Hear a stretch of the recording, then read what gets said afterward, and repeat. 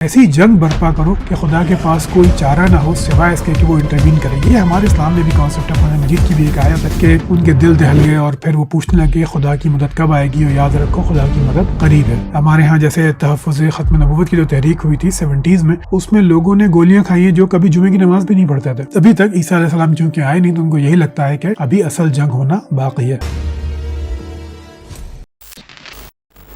सलाम दोस्तों, उम्मीद है आप सब लोग बहुत खैरियत से होंगे। तो मेरी इसराइल ईरान की जंग की वीडियोस के बारे में जो सबसे कॉमन बात मुझे कही जाती है वो ये कि आप इसराइल और ईरान के दरमियान में इसराइल को फेवर कर रहे हैं, अमेरिका को फेवर कर रहे हैं। आप ये बता रहे हैं कि जो गोरे हैं वो कितने अच्छे हैं, और आप ये बता रहे हैं कि मुसलमान कितने खराब हैं। देखिए, मैं ये नहीं बता रहा, मैं आपका ये जाविया निगाह बदलने की कोशिश कर रहा हूँ कि इस दुनिया में मजलूम और जालिम की जंग होती है, इस दुनिया में हक और बातिल की जंग होती है, जबकि ऐसा कभी नहीं हुआ। ये मुलम्मा या ये कोटिंग चढ़ाई जाती है लोगों को बेवकूफ बनाने के लिए। दुनिया में जंग होती है ताकतवर और कमजोर में, दुनिया में जंग होती है मफादात में और इंटरेस्ट में। इसके अलावा जंग का कोई मकसद नहीं होता। इस वीडियो में मैं आपको ये बताऊंगा कि मजहब को किस तरह इस्तेमाल किया जा रहा है अमेरिका में और इसराइल में इस जंग की, कहना चाहिए, प्रोपेगेट करने के लिए। तो एक सुर्खी का जायजा लेते हैं। US troops were told Iran war is for Armageddon, return of Jesus. Advocacy group reports commanders giving similar messages at more than 30 installations in every branch of the military. ये रिपोर्ट शाये की है मिलिट्री रिलीजियस फ्रीडम फाउंडेशन ने। ये foundation ये ensure करती है, इसके लिए काम करती है कि जो फौजी हैं, कमीशन या नॉन कमीशन, उनको अमेरिकी फौज में मजहबी आजादी हो। तो वो ये बता रहे हैं कि लोअर लेवल पे कमांडर्स बहुत ज्यादा खुश हैं, पुरजोश हैं, और वो जवानों को बार बार ये याद दिला रहे हैं कि ये बिब्लिकल प्रोफेसीज के फुलफिलमेंट का टाइम है, यानी बाइबल में जो पेशन गोइयां हैं उसकी फुलफिलमेंट का टाइम है। ये पेशन गोइयां बयान हुई हैं कई जगह पे, लेकिन बुक ऑफ रेवलेशन जो है वो इसकी सबसे बड़ी एक सोर्स है। बुक ऑफ रेवलेशन बाइबल का पार्ट भी नहीं है, ये एक वली अल्लाह के या सेंट के मुकाशफात हैं। इसकी बेस पे कई दफा जंगें हो चुकी हैं ईसाइयों की तारीख में है, लेकिन अभी तक ईसा अलैहिस्सलाम चूंकि आए नहीं तो उनको यही लगता है कि अभी असल जंग होना बाकी है। आर्मागेडन भी एक बिब्लिकल टर्म है जिसका मतलब है एंड ऑफ द वर्ल्ड। इसको ये कहा जाता है कि 4 हॉर्सेस ऑफ अपोकलिप्स, यानी आखिरी तबाही के 4 घुड़सवार ये होंगे, फितना,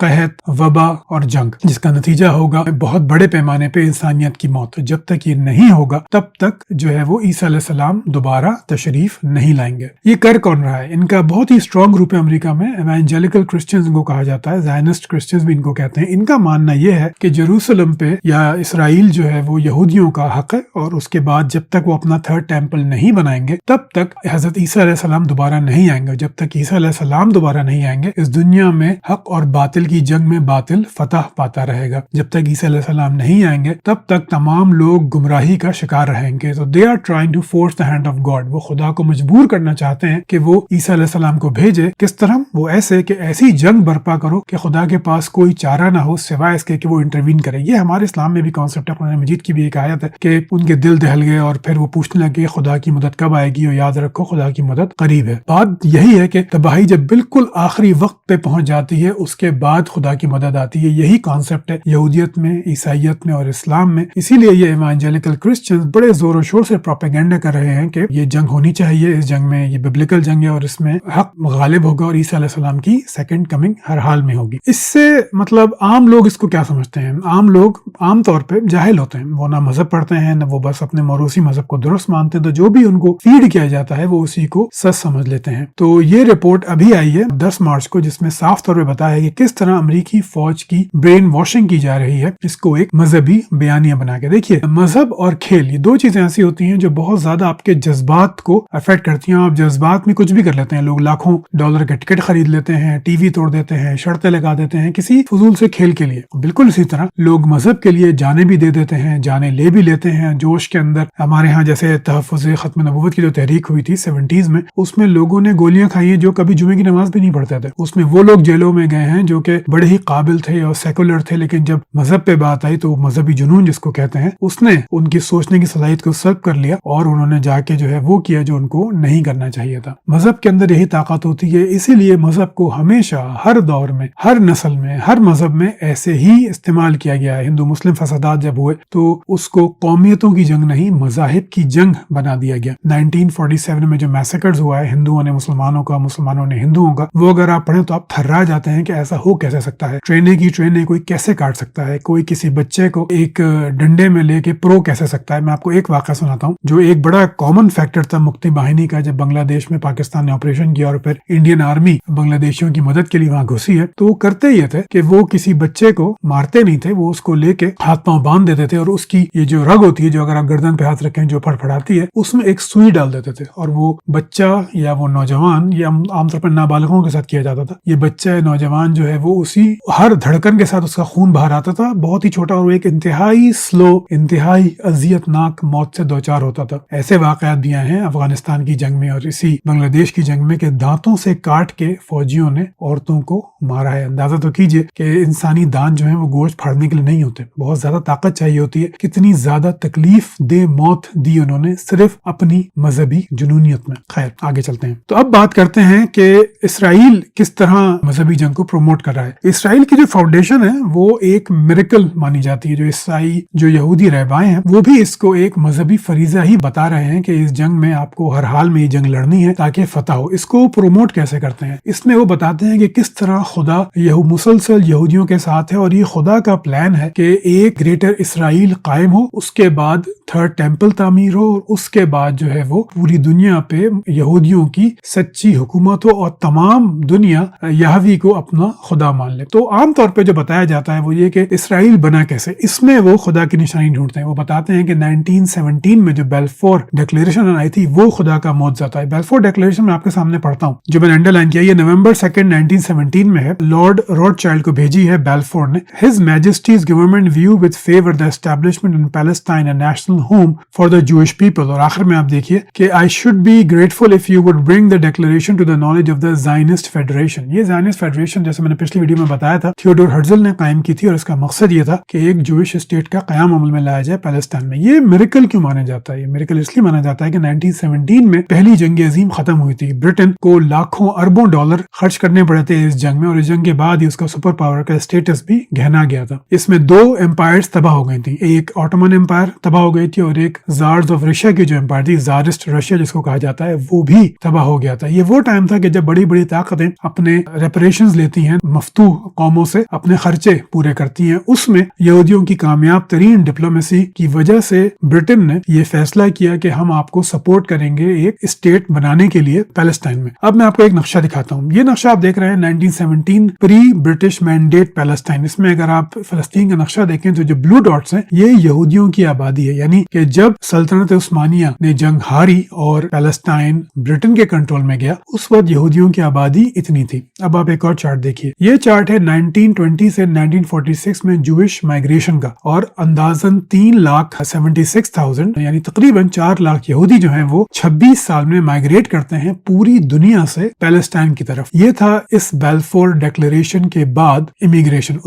اس سے پہلے بھی ہو رہا تھا جو زیادہ تر غیر قانونی تھا، اور اس میں یہودیوں نے قربانیاں بھی دی تھیں۔ کئی واقعات ایسے ہوئے کہ ان کی یہودی ریفیوجیز سے بھری ہوئی کشتیاں جو ہیں وہ پیلسٹائن کے سمندر میں پہنچی ہیں، پیلسٹائن کی بارڈر پہ پہنچی ہیں اور ان کو داخل نہیں ہونے دیا گیا، اور وزن کی وجہ سے، خوراک کی کمی کی وجہ سے یا تو وہ کشتیاں ڈوب گئی یا پوری کی پوری کشتیوں میں موت ہی موت کا راج ہو گیا۔ تو یہ آپ کو دکھایا کہ سیاسی کامیابی کے بعد یہ کس طرح جوز کو ایک اپنا الگ وطن مل گیا، وہ اس کو ایک میریکل بتاتے ہیں۔ دوسرا میریکل وہ بتاتے ہیں 1948 میں فارمیشن آف اسرائیل کا، کہ دور دور تک کوئی چانس نہیں تھا کہ واقعی اسرائیل بنے گا بھی، کیونکہ عرب فسادات بہت ہو رہے تھے، یہودیوں پہ زندگی تنگ ہو گئی تھی، ان کے پاس کوئی پیسے نہیں تھے، تمام پیسہ وہ لگا چکے تھے اپنے، یا تو کھو چکے تھے جنگوں میں، دوسری جنگ عظیم کے بعد 1945 میں دوسری جنگ عظیم ختم ہوتی ہے تو وہ پیسہ کھو چکے تھے، تو کاروبار نہیں تھے۔ امریکہ میں شدید کہنا چاہیے گریٹ ڈپریشن ختم ہونے والی تھی، امریکہ کے پاس بھی کوئی مال وغیرہ نہیں تھا، تو اس میں فارمیشن آف اسرائیل جو ہے وہ ایک میریکل تھا۔ اس کے بعد ان کے لیے جس کو میں کہتا ہوں 1948 وار ہوتی ہے، جس کو میں کہتا ہوں یہودیوں کا غزوہ بدر۔ کیوں؟ کیونکہ جیسے ہی بن گورین جو کہ پہلا یہودی وزیر اعظم تھا، اس نے اعلان کیا اسرائیلی اسٹیٹ کی فارمیشن کا، تو اگلے ہی دن 6 عرب ملکوں نے اسرائیل پہ حملہ کر دیا، یعنی انہوں نے آؤ دیکھا نہ تاؤ، انہوں نے کہا UN کو ہم نہیں مانتے، ہم بائی فورس اس عرب لینڈ کو لیں گے۔ جیسے پچھلی ویڈیو میں نے بتایا تھا کہ عرب نیشنلزم کی تحریک جو اٹھی تھی، جس کے نتیجے میں بہت ساری عرب اسٹیٹس وجود میں آئی تھیں آٹومان امپائر کی ہار کے بعد، ان کا یہ ماننا تھا یا ان کو یہ لگتا تھا کہ پیلسٹائن ان کو ملے گا، لیکن برٹش نے یہ اٹھا کے یہودیوں کی گود میں ڈال دیا۔ تو یہ جنگ شروع ہوتی ہے۔ اس جنگ کی میں آپ کو یہ بتاؤں کہ ایک بندوق ہوتی ہے 3 اسرائیلی فوجیوں کے بعد۔ یاد رکھیے امریکہ اس وقت اتنا امیر نہیں تھا، امریکہ نے اسرائیل کی مدد شروع کی ہے لیٹ 1950s میں، اس سے پہلے امریکہ کی مدد کوئی نہیں کرتا تھا۔ امریکہ اسرائیل کی جو مدد ہوئی 1948 میں وہ یہودیوں ने किए अपने तौर पे। उन्होंने अपने घर बेचे, सोना बेचा, अपने बैंक लॉकर्स तोड़े और उन्होंने वो पैसा भेजा इसराइल, और उस पैसे से ब्लैक मार्केट से हथियार खरीदे गए। जो ज़ारिस रशिया जब टूटा था तो ब्लैक मार्केट में एक फ्लडिंग हुई थी रशियन हथियारों की, रशियन टैंक्स की, गन्स की। उन्होंने वो हथियार लिए, फजाइया उनके पास सिरे से थी नहीं, एक प्लेन भी नहीं था उनके पास। तो 1948 में ये उनका ग़ज़वा बदर था जिसमें उन्होंने एक अनप्रेसिडेंटेड विक्ट्री ली थी 6 अरब मुल्कों के खिलाफ। इसको वो एक मिरेकल बताते हैं कि किस तरह इसराइल ने बनने के अगले दिन ही जंग शुरू की और किस तरह उसने अरबों को या मुसलमानों को किस तरह इस जंग में धूल चटाई। फिर वो बताते हैं 1956 की वॉर भी एक मौजज़ा ही थी। उस वक्त भी इसराइल अपने पैरों पे खड़ा हो रहा था। अमेरिका ने नया नया इसराइल को फेवर करना शुरू किया था। इसराइल के पास पहली यूनिवर्सिटी थी, थोड़े बहुत उसने फौजी हथियारों की फैक्ट्री बनाई थी। उसके बावजूद भी वो 1956 में दूसरी अरब इसराइल जंग में लड़ते हैं और फतेहयाब होते हैं। फिर 1967 की वॉर होती है। इसको सबसे बड़ा मिरेकल गर्दानते हैं और बताते हैं कि ये पहला कदम था ग्रेटर इसराइल की तरफ। वो कैसे कि इसराइल ने प्रीएम्प्टिव स्ट्राइक की और मिस्र को बुरी तरह तबाह कर दिया। इसराइल ने गोलान हाइट्स भी ले ली, सिनाई पेनिनसुला भी ले लिया। पिछली वीडियो में मैंने आपको दिखाया था कि ग्रेटर इसराइल में ये दोनों हिस्से जो हैं वो शामिल हैं। तो उनको ये यकीनन लगता है कि खुदा का मौज़ा है, यानी खुदा ने 1917 में उनको एक वतन की राह हमवार की, फिर उनकी आबादी को आने दिया इसराइल में बहुत ज्यादा। उसके बाद इसराइल को एक अलग मुल्क बना दिया 1948 में, फिर 48 की जंग उन्हें जितवा दी, 56 की वॉर जितवा दी और फिर 1967 की भी जितवा दी। यहाँ तक फिर मजहबी फीवर बहुत ज्यादा बढ़ जाता है। लेकिन फिर होता यह है कि अभी भी इसराइल में पढ़े लिखे लोगों की तादाद ज्यादा होती है, उन लोगों की तादाद ज्यादा होती है जो कि लिबरल माइंडेड हैं, जो सेक्युलर हैं, जो नहीं समझते कि एक मजहबी रियासत जो है वो जूस को बनानी चाहिए। वो एक जूइश स्टेट तो चाहते हैं, क्योंकि देखिए जूस मुसलसल डायस्पोरा में, जूस को 119 मरतबा से ज्यादा मुख्तलिफ मुल्कों से निकाला गया है पिछले 2000 सालों में। इतनी ज्यादा किसी भी कौम को नहीं निकाला गया या कहते मुल्क बदर किया गया पूरी तारीख में। तो पहली बार ऐसा हुआ कि उनको एक वतन मिला है। उनको एक वतन मिला था जो हजरत ईसा की पैदाइश से पहले था, जुडे और समेरिया। उसके बाद उनको ये दूसरा वतन मिला था 2-2.5 हजार साल के बाद। तो वो ये कहते थे कि ये वतन काफी है। उसमें 30 साल के आसपास उनमें लिबरल्स की हुकूमत होती है इसराइल में। वही लिबरल्स की हुकूमत जो होती है जिसमें बेन गुरियन थे, जिसमें शमून पेरिस थे और जिसमें इसाक रॉबिन थे। इन 3 रहनुमाओं ने हुकूमत की इसराइल पे और उन्होंने कोशिश की कि डिप्लोमेटिक सोल्यूशंस मिल जाए। इसी वजह से 2005 में गजा से फौज निकाली, 2006 में लेबनान से निकाल ली, ओस्लो अकॉर्ड्स किए, ओस्लो अकॉर्ड्स 2 किए, कैंप डेविड मुआहदा किया। लेकिन जो मजेदार बात यह है कि 1996 से आज तक लिबरल्स को कभी भी इसराइल में गवर्नमेंट नहीं मिली, क्योंकि इतनी जंगों के बाद इसराइल में एक ही बन गया है उनका माइंडसेट कि जो है वो अब हम जंग से ही इसराइल की बका का तहफ़्फ़ुज़ कर सकते हैं, अब हम जंग से ही अपना वजूद बरकरार रख सकते हैं। तो इसलिए लिबरल्स जो थे वो ओस्लो अकॉर्ड्स 95 में होते हैं, ओस्लो सेकंड अकॉर्ड्स। उसके बाद से लिबरल्स को एक दफा भी हुकूमत नहीं मिली। मुसलसल कंजर्वेटिव्स की, मजहबी इंतहा पसंदों ही की हुकूमत है और वो मुसलसल इसको प्रोपेगेट करते जा रहे हैं कि ये मौजज़ा है, ये मौजज़ा है, फलां मौजज़ा। आखिरी मौजज़ा मैं बताना भूल गया, 2017 में ट्रम्प की जो पहला दौर था जिसमें इसराइल ने ऐलान किया कि जेरूसलम उनका कैपिटल है, पूरा ईस्ट जेरूसलम भी और वेस्ट जेरूसलम भी ये इसराइल का है और ये उनका ऑफिशियल दारुल हुकूमत है, और अमेरिका ने उसको फौरन ही रिकॉग्नाइज कर लिया। अब मैं आपको ये बताता हूँ कि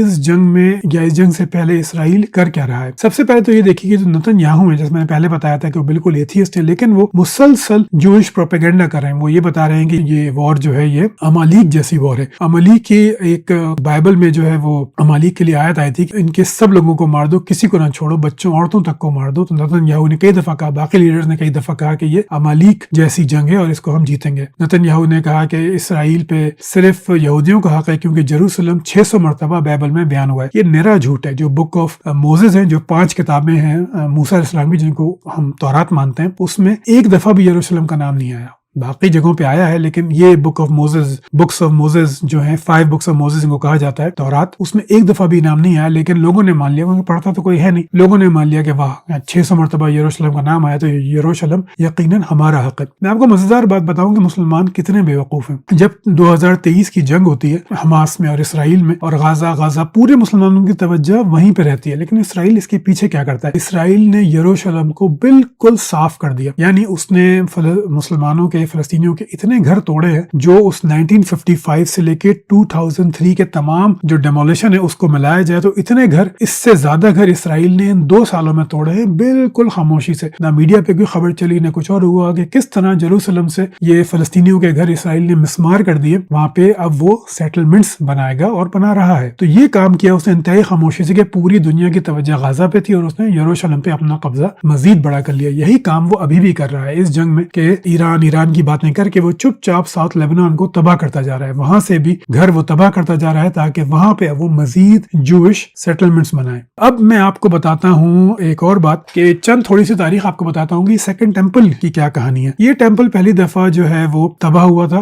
और इसको तबाह किया था, मुझे तारीख तो याद नहीं, लेकिन बिफोर क्राइस्ट इसको तबाह किया था पहली मरतबा, और फिर पर्शियंस ने आके दोबारा रोमन्स को हराया और फिर उन्होंने जो है वो सेकंड टेम्पल बनाया। ये सेकंड टेम्पल फिर गिरा दिया गया शायद 70 BC में, बिफोर क्राइस्ट, उसको दोबारा गिरा दिया गया। अब वो ये कहते हैं कि टेम्पल अब तीसरी बार जब बनेगा जब जो है वो हजरत मसीह जो है वो तशरीफ लाएंगे। इसमें मैं आपको एक मजेदार बात बताऊं कि जब ये सेकंड टेम्पल जब ये दूसरी बार गिरा था तो इसकी बुनियादों पे टेम्पल दोबारा बना दिया गया था। और ईसाई ये कहते हैं कि देखो तुम्हारी किताबों में पेशन गोई है कि थर्ड टेम्पल बनेगा और फिर मसीह आएगा। तुमने सेकंड टेम्पल गिरने के बाद जब खुसरो ने तुम्हें, जिसको साइरस कहते हैं, उसने जो है वो तुम्हें इजाजत दी कि तुम आके दोबारा अपना फलस्तीन में दोबारा आ जाओ, तुमने उस गिरे हुए टेम्पल की बुनियादों पे दोबारा से अपना टेम्पल बना लिया, टेम्पल ऑफ सोलोमन बना लिया था, और तो उसके बाद ईसा अलैहिस्सलाम आ गए थे, तो पेशन गोई तो पूरी हो गई। और यहूदी कहते हैं कि नहीं, वो हमने सिर्फ टेम्परेरी टेम्पल बनाया था क्योंकि मसाया उस वक्त नहीं आया था, तो अब जो है हम थर्ड टेम्पल हमारा अब बनेगा। तो ये एक बड़ा इंटरेस्टिंग कंट्रास्ट है कि जूस कहते हैं कि मसाया आ गया, तो ये जो वेस्ट वॉल है जो अक्सर आपने तस्वीरों में देखी होगी,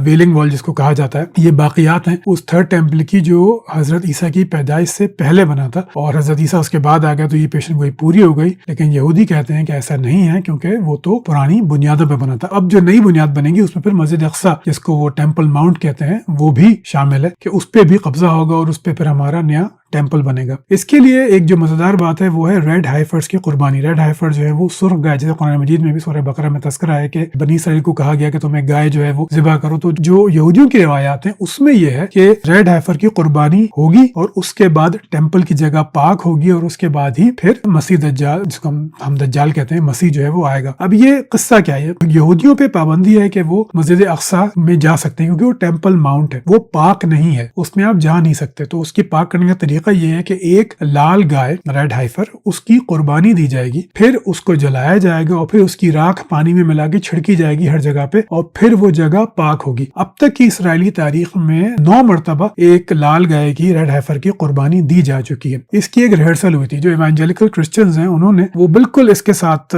पागल हैं, जैसे मैंने पहले बताया ज़ायनिज़्म के पीछे। तो 2018 के बाद एक फार्मर ने, इवेंजेलिकल क्रिश्चियन फार्मर ने दावा किया कि उसके पास 5 बछड़े पैदा हुए हैं जो बिल्कुल रेड हाइफर हैं। उसने बहुत ज्यादा इसको प्रमोट किया, एक यहूदी रबाई भी उसके साथ मिल गया और फिर वो 5 रेड हाइफर, वो 5 सुर्ख गायें जो हैं वो टेक्सास से 2022 में इसराइल ले जाए गई कि और उनको 24 घंटे की सर्वेलेंस में उनको पाला गया। उनमें से 2 डिस्क्वालीफाई हो गई क्योंकि उनकी आंखों के पास कुछ बाल जो हैं वो काले हो गए थे। और ये मैं इसको आपको बताऊं कि ये जो फार्मर था जिसने ये 5 बछड़े जिसके पास पैदा हुए थे, उसको इवेंजेलिकल क्रिश्चियंस कांग्रेस में लेकर आ गए। उसको 30 मिनट्स दिए कि वो अपनी बातें कांग्रेस के सामने रखे। अंदाजा कीजिए इन इवेंजेलिकल क्रिश्चियंस की ताकत का। इसका ये मतलब नहीं है कि यहूदी जूस को, अमेरिका को कंट्रोल करते हैं। अगर इस पे आप एक वीडियो चाहते हैं तो मुझे बताइएगा, मैं इस पे एक वीडियो बना दूंगा कि किस तरह अमेरिका, ये जो बात है कि जूस अमेरिका को कंट्रोल करते हैं, ये बात दुरुस्त है या नहीं। लेकिन बहरहाल वापस आते हैं कि जिस फार्मर ने वो 5 बछड़े जो है वो कहना चाहिए जिसके पास पैदा हुए थे, उसको कांग्रेस में लाके 30 मिनट्स दिए गए कि वो अपनी बात करे। फिर ये जो 5 बछड़े थे इनको बड़ा किया गया और फिर इनमें से एक की कुर्बानी देखी, 2 अभी मौजूद है। वो कुर्बानी कही गई कि ये रिहर्सल है इसकी, कि ये कुर्बानी जब हम देंगे तो हम सब काम बिल्कुल ठीक करेंगे, जब मसाया आ जाए तो फिर कोई हमसे गलती ना हो। तो 5 गायें थी, 2 डिस्क्वालीफाई हो गई, एक की कुर्बानी दे दी गई और 2 अभी भी मौजूद है। तो इस तरह मजहबी फरवर, मजहबी शिदत पसंदी यहूदियों में डाली जा रही है मुसलसल कि उनको लगे कि ये एक मजहबी जंग है जिसके लिए वो कुर्बानियां देने पे राजी हो जाएं। और ये मतलब हर जंग में ऐसा ही होता है, चाहे वो तालिबान हो, चाहे वो TLP हो, चाहे वो कोई और ग्रुप हो, वो हमेशा मजहब का सहारा लेके उसको प्रोमोट प्रमोट करते हैं इसको। कुफ्र इस्लाम की जंग हमने कई दफा बना दिया। अब अफगानिस्तान का जिहाद जो था, कई उलमा ने कहा था कि जिहाद नहीं है, अब नाम मेरे जहन से उतर रहा है। मौदूदी साहब ने कश्मीर के लिए कहा था कि ये जिहाद नहीं है, लेकिन इसको जिहाद बना दिया गया सिर्फ इसलिए कि लोग कुर्बानियां दें, मुश्किलें बर्दाश्त करें, टैक्सेस बर्दाश्त करें और इसको अपने लिए आखिरत में निजात का जरिया समझें। आखिर में जाने से पहले मैं आपको चंद चीजें और दिखाना चाहता हूँ, ये देखने के लिए कि किस तरह लोगों को बेवकूफ बनाया जाता है। ये जो आप तस्वीर देख रहे हैं, इस मासूम सी लड़की की आंखों में आंसू हैं और ये बात कर रही है। इसका नाम था नायरा और इसको 1990 में कांग्रेस में इसने बयान दिया। इसने ये बताया कि वो एक नर्स थी कुवैत में, और जब इराक ने कुवैत पे कब्जा किया तो उन्होंने कैसे कैसे जुल्म किया। उसने बताया कि इराकी फौजी अस्पतालों में घुसे, उन्होंने इंक्यूबेटर्स में जो प्री मैच्योर बच्चे थे उनको उठाया और उनको खिड़कियों से बाहर फेंक दिया। उन्होंने लोगों को, निहत्ते बेगुनाह लोगों को पकड़ा, उनके नाखून खींचे, उनकी आंखें निकाली और किस तरह उन पे जुल्म सतम किए। ये लड़की रोने लगती है, पूरी कांग्रेस खड़ी हो जाती है। सब जो है वो बड़े बुश, जो जॉर्ज डब्ल्यू बुश के जो वाले साहब, वालिद मोहतरम है, उनको अपनी अनइक्विवोकल सपोर्ट देते हैं, लिबरल्स भी, डेमोक्रेट्स भी और कंजर्वेटिव्स भी, कि आप ये जंग कीजिए। ये कांग्रेस की रिपोर्ट जो है पूरी दुनिया में दिखाई जाती है और फिर 42 ममालिक की कोलिशन बनती है इराक के खिलाफ जंग लड़ने के लिए। ये बच्ची होती कौन है? ये बच्ची होती है कुवैती, अमेरिका में कुवैती एम्बेसडर की बेटी, जिसको कोच किया गया होता है, ट्रेनिंग दी होती है ये बात बताने के लिए। और ये तमाम बातें बिल्कुल झूठ थी। यानी कि ये अगली तस्वीर में आप देख सकते हैं कि ये बच्ची जो है कुवैती अमीर के साथ खड़ी हुई है, अपने एम्बेसडर बाप के साथ और अपनी माँ के साथ। तो अंदाजा कीजिए कितने बड़े पैमाने पे 1990 में ये पूरी दुनिया में टेलीकास्ट किया गया, पूरी दुनिया में बताया गया कि किस तरह इस इराक जो है वो कुवैत में जुल्म सतम कर रहा है और किस तरह लोगों का फर्ज है कि वो जाके उस जुल्म सतम को रोके, अपनी गवर्नमेंट्स की मदद करें कि वो इराक को जाके एक रजीम को तबाह करे। लोगों को, अवाम को इस तरह बेवकूफ बनाया जाता है इंसानी हुकूक के नाम पे, मजहब के नाम पे, लेकिन ये सब एक स्मोक स्क्रीन है। मेरी वीडियोस का मकसद यही है कि आप इस स्मोक स्क्रीन से पार देख सकें। चलिए मैं वीडियो अपनी खत्म करता हूँ। उम्मीद है आपकी शिकायत कुछ कम हुई होंगी। गुजारिश वही है, लाइक कीजिए, सब्सक्राइब कीजिए, ज्यादा से ज्यादा फैलाइए। मिलते हैं कुछ दिनों में नई वीडियो के साथ। अल्लाह हाफिज।